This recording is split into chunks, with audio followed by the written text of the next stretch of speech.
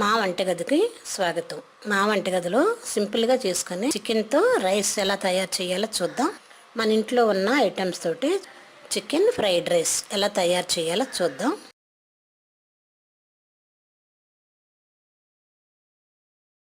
Stove పై pan పెట్టుకొని 2 table స్పూన్ల oil వేద్దాం. వేడైన తర్వాత దీనిలో బిర్యానీ ఆకులు 2, కరివేపాకు కొద్దిగా, పచ్చిమిర్చి 2,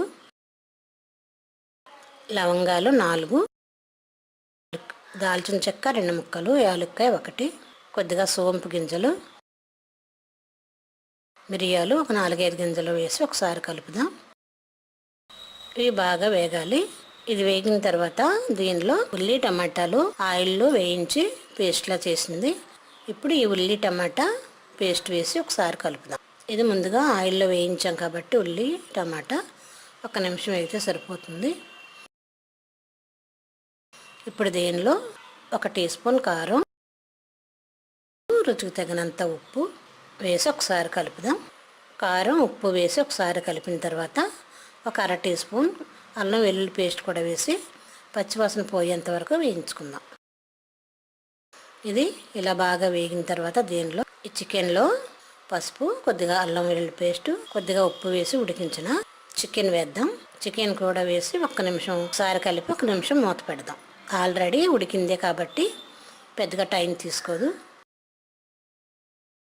ఇప్పుడు మూత తీసి 1 నిమిషం కలిపి దీనిలో మనం ముందుగా ఉడికించుకున్న 1 కప్పు రైస్ కూడా వేసి బాగా కలుపుకుందాం. నేను అప్పుడే వండిన రైస్ వేసాను. మీరైతే ముందుగా వండిన అన్నం మిగిలిపోయినా ఇట్లా తయారు చేసుకోవచ్చు.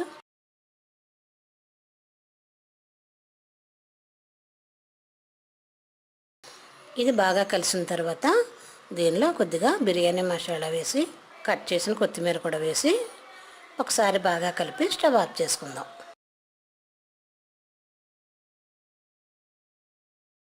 ఇప్పుడు ఇలా రెడీ అయిన చికెన్ రైస్ని వేరే బౌల్లో తీసుకొని సర్వ్ చేద్దాం. ఇప్పుడు ఇలా రెడీ అయిన ఈ చికెన్ రైస్ని ఒక బౌల్లో తీసుకొని సర్వ్ చేద్దాం. మా వంటగదిలో ఎంతో సింపుల్గా చేసుకునే చికెన్ ఫ్రైడ్ రైస్ రెడీ. మరిన్ని వంటల కోసం మా వంటగదిని సబ్స్క్రైబ్ కాగలరు. ధన్యవాదములు.